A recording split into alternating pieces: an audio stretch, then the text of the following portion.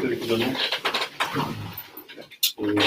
N'oubliez pas de mettre votre portable à mode avion avant d'entrer dans la chapelle, s'il vous plaît. Merci. Parce que j'ai entendu quelque chose. Aujourd'hui, dimanche du quinquagésime. Bon, on est en installation ici. Je vais installer le grand hôtel cette semaine parce qu'avec ce petit hôtel, on ne pourra pas faire la Pâque convenablement. Normalement, c'est possible, il y a les 40 heures qui commencent après la messe, normalement. Donc, c'est 40 heures d'adoration du Saint-Sacrement, jour et nuit. Donc, on est trop petit encore pour faire ça et les gens sont trop dénoyés. Mais quand le grand hôtel sera là, je vais essayer quand même de faire des saluts au Saint-Sacrement de temps en temps. Et si les gens veulent passer la nuit, il y a maintenant... j'ai une chambre avec 5 lits, n'est-ce pas, une sorte de dortoir. Donc on verra ça. Ça peut aussi servir, bien sûr, pour les retraites dans l'avenir, plutôt dans l'été après Pâques. Ce serait plus parce qu'on va faire les travaux de fenêtres double vitrage, des panneaux solaires, d'un toit qui coule. Donc, enfin, je veux dire, toit renouvelé en toit, etc. Donc on s'installe petit à petit. Mais rien n'empêche que vous faites des prières. D'autre part, ces 40 heures ont été instituées pour réparer les péchés faits à l'occasion du carnaval. S'amuser, ça en soi, c'est pas défendu par l'Église, mais c'est l'exagération et c'est surtout le temps qui embête l'Église. Au moment justement qu'on est dans l'avant carême, le quinquagésime, et qu'on se prépare justement à la pénitence et la mortification, le lever des péchés, on va s'adonner, n'est-ce pas, une abondance de plaisir juste avant que le carême commence. Donc c'est le contraire. Il y a beaucoup de péchés il y a un excès de boissons, de l'alcool, et c'est pas pour parler du reste, n'est-ce pas? Et bien surtout à Alost, qui est une ville où j'habite, elle est connue au niveau international pour son cortège de carnaval. Il y a eu, à partir de quelques années, il n'y a plus de carnaval. Bon, moi j'ai prié pour que les excès finissent, d'autres personnes ont prié. On a distribué des médailles miraculeuses et l'effet qu'il n'y a plus de carnaval. Bien sûr, il y a eu le Covid. Cette année-ci, il n'y aura pas de carnaval. Donc, le carnaval a diminué ou été aboli temporairement à cause du Covid. Donc, c'est un plus grand bien, entre autres, donc à l'occasion du mal. Le mal ne vient jamais tout seul, c'est pas le bien non plus, aussi sur Terre en tout cas.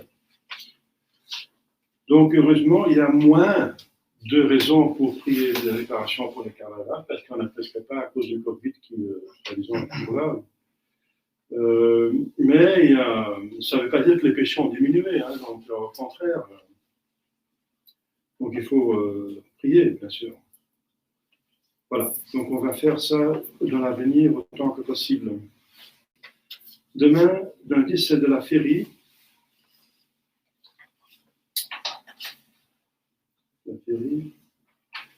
Mardi, c'est le 1er mars, donc le mois de Saint-Joseph, consacré à Saint-Joseph, je veux dire.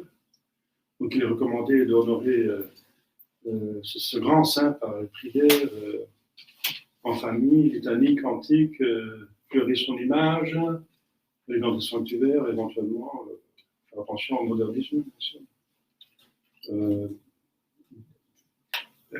Dire les prières de Saint-Joseph, il y a des prières dans tout livre de prières pour Saint-Joseph. On parlera encore plus tard de Saint-Joseph, je crois. C'est un saint très important et on ne peut pas se passer de la dévotion. C'est obligatoire pour tout le monde. Ça. Puisque nous sommes membres du corps mystique de Jésus, et c'est le Père de Jésus, légal bien sûr, pas biologique, mais quand même, Jésus l'appelle son Père. Marie dit à dans le temple, quand ils retrouvent moi, ton père et moi, t'ont cherché. Donc, c'est vraiment son père. Oui, il honore son père, et, toujours. Voilà, mon mardi de la féerie, et c'est la veille de mercredi de cendre. Mercredi de cendre, il y a une cérémonie spéciale, comme vous savez, donc bénédiction des cendres, imposition des cendres, qui est un sacramental qui donne l'humilité et la pénitence. La pénitence comme vertu, bien sûr. Bon, je vais voir s'il y a des personnes qui vont venir par ici. Et, on verra ça après la messe. Je sais pas, je vais annoncer où je vais le faire. Sinon, c'est à Alost. Bon, donc on verra ça. Si les personnes ne peuvent pas venir, on va imposer les cendres le dimanche après. Mais elles seront bénies le mercredi de cendre, bien sûr. Le mercredi de cendre est un jour obligatoire de jeûne et d'abstinence. Selon le dernier pape qui a réglé ça, n'est-ce pas, avec son pouvoir le pape a le pouvoir de lier et délier. Donc, ils disent à la dernière réglementation des jeûnes d'abstinence a été faite par Pie XII. Le pape qui l'a fait après, c'est Paul VI, après son hérésie, donc ça ne compte pas. On perd la papauté avec l'hérésie. Pas comme fait la fin des Saint-Pédis, n'est-ce pas, qui suit Paul VI dans sa nouvelle réglementation, après son hérésie, tout en disant qu'ils ne savent pas si Monseigneur Lefebvre a tout le doute, s'il est pape ou pas pape. Mais s'il y a le doute, une loi ne compte pas si elle est douteuse. C'est encore un autre règle. Donc en tout cas, ils ne sont pas en ordre. Paul VI n'est pas un pape après son hérésie, et deuxièmement, si on a un doute, il faut s'abstenir. C'est grave parce qu'il s'agit justement d'une obligation grave, sous péché mortel, n'est-ce pas? L'abstinence de le jeûne. Donc il y a 4 jours, donc Pie XII, le mercredi de cendre, le vendredi saint, ensuite le 7 et le 23 décembre. Donc c'est le jeûne, ça c'est concernant le jeûne, et le jeûne est obligatoire à partir de 21 ans jusqu'à 60. Et le jeûne veut dire qu'on prend un repas au maximum à satiété, un repas complet. Il est permis de prendre une collation le matin et le soir pour éviter les acides trop d'acides dans l'estomac, etc. On n'est pas obligé. Jeûner, selon les lois de l'Église, c'est prendre au maximum un repas plein par jour. Donc c'est le jour, enfin. Sauf indication du docteur, enfin. Ça fait du bien, n'est-ce pas, de sauter des repas de temps en temps. Si on est en bonne santé, ça purifie le corps. Donc, mais c'est bien sûr pour un but spirituel. Ça, c'est pour le jeûne. Et l'abstinence, ça veut dire qu'on s'abstient de viande et de jus de viande. Ils sont plus douces, n'est-ce pas? Donc, on peut prendre des œufs, du beurre, de la graisse, mais pas la viande, jus de viande. Et c'est à partir de 7 ans jusqu'à nos décès, de toute la vie, sauf contre-indication encore, n'est-ce pas? Et l'abstinence se fait aussi le mercredi de cendre. Et en Belgique, pas en France, c'est obligatoire encore tous les mercredis du carême. Parce que les évêques, donc c'était réglé juste avant le concile, il me semble. Donc c'est encore dans le catéchisme de Manille, si vous voulez, hein, dans le catéchisme qui est imposé à toute la Belgique. Et bien sûr, donc l'abstinence est obligatoire tous les vendredis de l'année, et aussi les jours de jeûne, les 4 jours de jeûne. Et pour la Belgique, je vais aller dire le mercredi de carême. L'abstinence. Donc en vue de préparer à la Pâque. Hein. Jeudi de la féerie, ce sont des féeries de 3e classe, donc qui ne supportent pas qui ont priorité sur les fêtes des saints. Donc les saints sont mis en commémoraison. Vendredi de la Férie, c'est le premier vendredi du mois, avec la mémoire de Saint Casimir, confesseur, et Saint Lucius, pape et martyr. En certains lieux, la Sainte Couronne d'Épines. Je m'imagine à Paris, la chapelle, la Sainte-Chapelle, où il y a donc la couronne d'épines toujours en relique. Samedi de la Férie, premier samedi du mois, et dimanche prochain, le premier dimanche de Carême.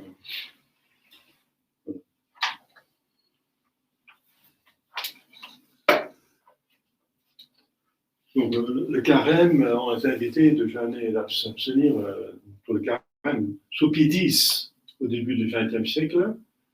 On a été obligé pendant 40 jours, bien sûr, de faire l'abstinence et le jeûne. Donc, Pie XII a changé en 4 jours seulement dans l'année à cause de la guerre. La guerre est la Deuxième Guerre mondiale. C'était déjà une pénitence assez grave, disait-il, pour encore faire jeûner les gens en plus. Donc il a arrogé ça. Et après la guerre, il n'a pas changé après la guerre. Donc on est invité de faire plus, bien sûr. Hein. Et qu'on vient, selon la tradition de l'Église, de faire plus. Mais voilà, donc veillez à ce que vous faire encore être capable de vérifier, de faire vos devoirs d'État convenablement et ne pas nuire à la santé. Ce sont 2 conditions. Pas nuire à la santé, mais ça fait du bien à la santé, donc, si on fait avec l'intelligence, avec la prudence. Et donc, pas nuire à la santé et pas nuire à le droit d'État. Ensuite, le faire par amour de Dieu et pour atteindre l'humilité, pas pour s'enorgueillir qu'on est un athlète de la scène, parce qu'alors on perd les mérites. Pas d'orgueil, on perd les mérites. Faire attention, parce que le diable, il essaie de nous dissuader de faire la pénitence, et une fois qu'on le fait, il essaie d'enlever encore les mérites. C'est terrible. Au nom du Père et du Fils et du Saint-Esprit, ainsi soit-il. Chers fidèles, l'Église nous prépare dans la Septuagésime, nous sommes toujours dans l'avant-carême, nous prépare au carême. On a vu qu'il faut travailler, qu'il faut faire un effort, c'est la parabole des travailleurs dans la vigne. Ensuite, qu'il faut collaborer avec la grâce, c'est la semence qui est jetée par le Seigneur Jésus-Christ, n'est-ce pas, qu'il faut bien accepter la grâce. Et ensuite, ici, on est confronté avec la croix, avec la souffrance. La croix. Et Jésus va donner l'exemple. Et les apôtres ne vont pas comprendre, quoique ce sont les seuls à qui il le révèle. Il les prend à part, ils sont à part, et ils ont été préparés pendant 3 ans. Et le texte dit, ils ne comprennent pas. Comment est-ce possible? Ils parlent quand même leur langue maternelle, l'araméen, et il parle clairement. Il a fait la prédiction de sa passion 4 fois. Et il n'y a personne qui va le croire au moment qu'il va être martyrisé. Il n'y a personne qui croit dans sa résurrection, parce qu'il parle de la résurrection, bien sûr. Il va ressusciter, 3e jour. C'est le but. Le but des mystères douloureux, c'est les mystères glorieux, bien sûr. Le but, c'est le ciel. Le but, c'est la croix n'est pas un but en soi.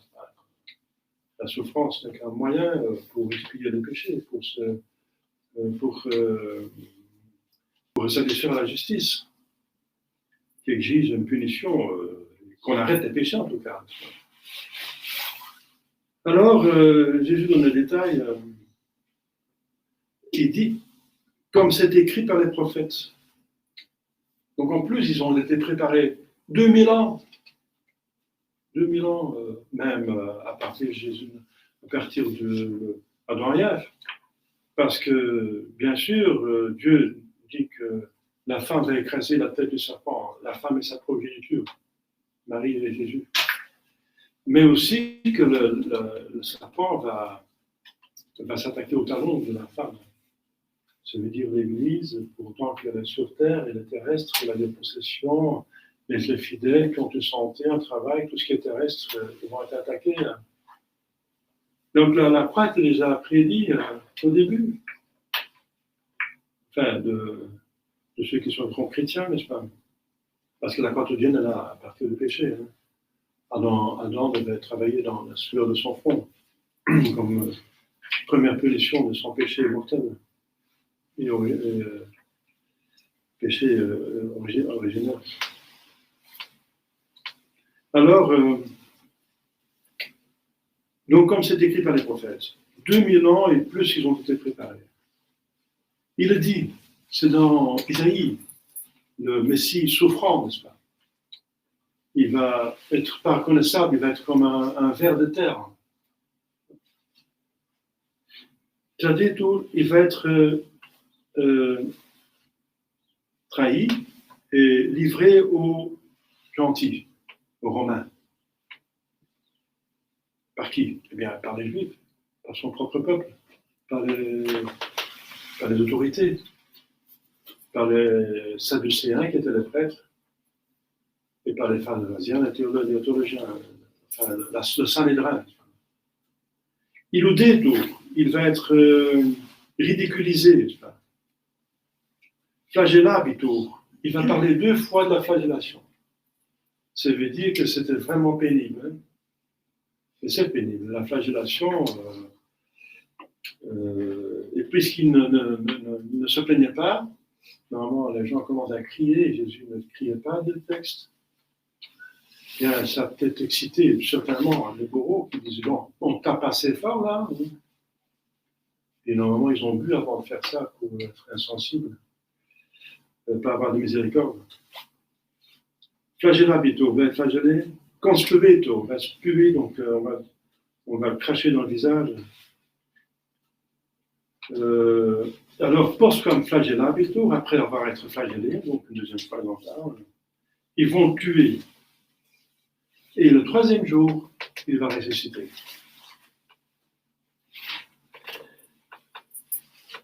Et ipsi nihil aurum intellectio. Ça, c'est très curieux, n'est-ce pas? Ça, on comprend. Nous, on ne comprend pas. On ne comprend pas pourquoi les apôtres ne comprennent pas ce que Jésus dit. Nihil, rien, ils ne comprenaient rien. C'est mystérieux. Mais ça montre plusieurs choses. Qu'un homme peut être étourdi, n'est-ce pas? Qu'il peut être comme autiste, enfermé dans sa propre tête, n'est-ce pas? Dans sa propre pensée. Ce sorte d'autisme, n'est-ce pas? Qui a suivi le péché originel. Et deuxièmement, que pour croire, on a besoin de la grâce. Sans moi, vous ne pouvez rien faire. Il s'agit d'une prédiction, de prophétie, donc il faut la foi, et la foi, c'est un don. Il faut mériter ce don. Dieu donne ce don. Il est bon. Mais il faut le mériter quand même. Il ne faut pas s'en indigner. Mais c'est encore trop charnel, trop terrestre, n'est-ce pas? Mondain dans leur pensée. Penser à un Christ qui donnait le pouvoir politique, qui va vaincre les Romains et qui va donner le pouvoir aux Juifs. C'est vrai que tout ça, ça va arriver. Jésus va vaincre les Romains, mais ça va arriver 3 siècles plus tard. Il va les vaincre, ça veut dire il va les convertir. Avec Constantin. Et après, avec Charlemagne, c'est tout à fait... Entre Constantin, où il permet l'Église, et Charlemagne, qui organise l'Église, ça impose, il y a encore des siècles, n'est-ce pas? Encore 4 siècles. Donc, ils vont... Rome va devenir le centre. Il va vaincre les Romains. Les Juifs vont régner. Les petits apôtres ont la place d'honneur. Ils vont régner sur le monde. Mais c'est d'une autre manière qu'ils pensaient. C'est pas la mode terrestre, mais à la mode à soi. Par amour, par la foi, par la grâce. Comme Jésus dit, je suis roi, mais pas comme vous. Mon royaume n'est pas de cette terre. Il est sur la terre, mais du ciel. Il est sur la terre parce qu'il faut bien prier que votre règne arrive. Où ça? Ici, bien sûr, sur terre. Donc son royaume est bien sur terre, comme au ciel. Que votre volonté, ça fait sur terre comme au ciel. De cette façon, Jésus veut être roi. Donc, il va mourir pourquoi? Il va souffrir pourquoi? Et c'est une souffrance atroce. Parce qu'il est plus sensible que nous tous, tout le monde, que les autres hommes, parce qu'il n'a pas de péché originel, il n'a pas l'état de péché originel. Il est plus sensible que nous et il peut incasser plus de coups puisqu'il est en meilleure santé pour la même raison. Il n'a pas de maladie, pas de germe de maladie, rien. Parce qu'il n'a pas les suites du péché originel, il n'a pas de péché originel. Sauf la mort. Ça, justement, c'est par la mort qui devait nous sauver. Et Jésus connaît les détails de sa souffrance. Vous vous rendez compte? Voilà, il est dit, il résume. C'est devant ses yeux, n'est-ce pas? Il accepte. Il accepte. Pourquoi?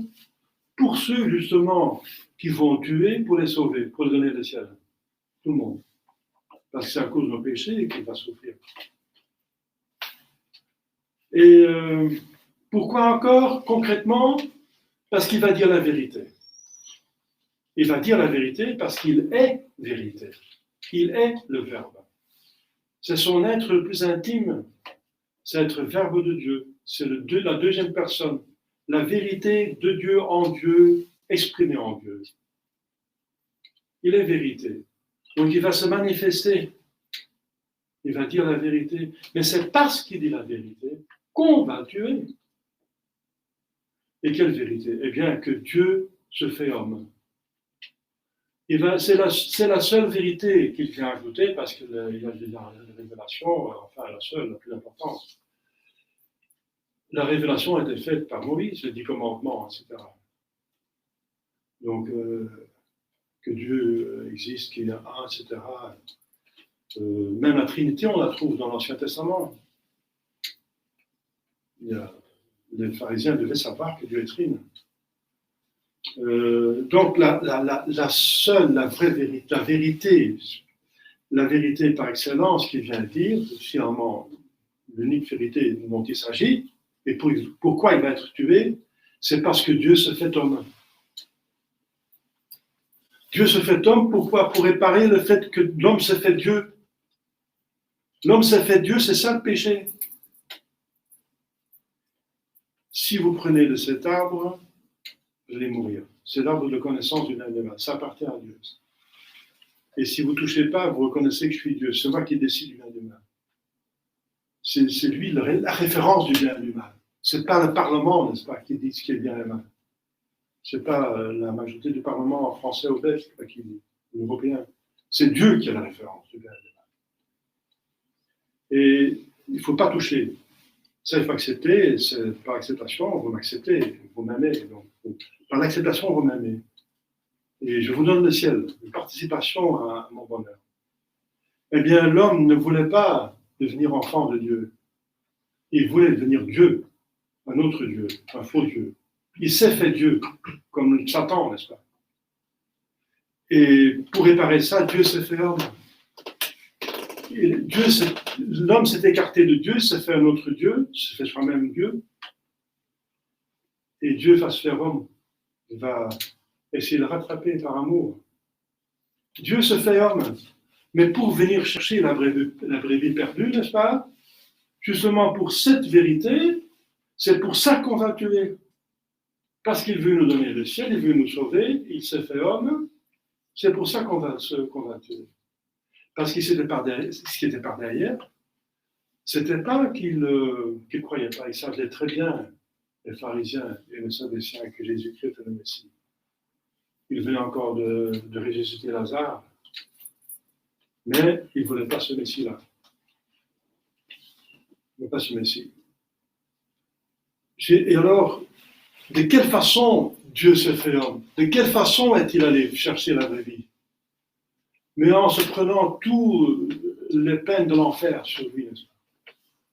Qui vont être exécutées par l'homme même, par le pécheur, qui s'acharne sur la vérité. C'est comme si on mettait une brebis, n'est-ce pas, une petite brebis blanche, n'est-ce pas, immaculée, innocent, n'est-ce pas? On le jette dans une caverne de crocodile. Mais il va être déchiré, n'est-ce pas? Il va déchirer dans un nid de vipère. Eh bien, c'est ça ce qui se passe, n'est-ce pas? Jésus va supporter ça. Il devient homme pour chercher la vraie vie, pour nous sauver, et c'est pour ça qu'on va le martyriser. Et encore, il accepte le martyr, il ne va pas se plaindre, il ne va pas avoir un sentiment de haine contre personne, sauf contre le péché. Au contraire, il va demander au Père de pardonner ses bourreaux, pour autant qu'ils ne savent pas très bien ce qu'ils font. Les Romains ne savaient pas ce qu'ils faisaient. Ils pensaient que c'était un criminel qui s'en prend aux empereurs, condamné par le juge, pas un pontife. Ponce Pilate, je veux dire. Voilà, c'est fidèle. Jésus, donc il faut apprécier, il faut bien comprendre l'épaisseur du Saint-Jean de la Croix, de la souffrance que Jésus-Christ accepte, l'épaisseur, l'intensité. Jésus entre dans l'épaisseur de la souffrance. Il ne recule pas, il ne va pas de côté, il va droit, il accepte, il recule. Il accepte parce qu'il sait que c'est le moyen pour sauver ces vipères, n'est-ce pas? Ces crocodiles. Parce qu'il y a encore quelque chose de bon, pour autant qu'il y a encore une bonne volonté dedans. Il cherche la bonne volonté. Et cette bonne volonté, ça va. Malgré les péchés qui sont là. Il accepte les péchés parce qu'il cherche la bonne volonté encore. Et que ceux qui ont de la volonté, il va souffrir beaucoup pour ça. Ceux qui ne vont pas accepter son geste extraordinaire. Chers fidèles, donc apprécions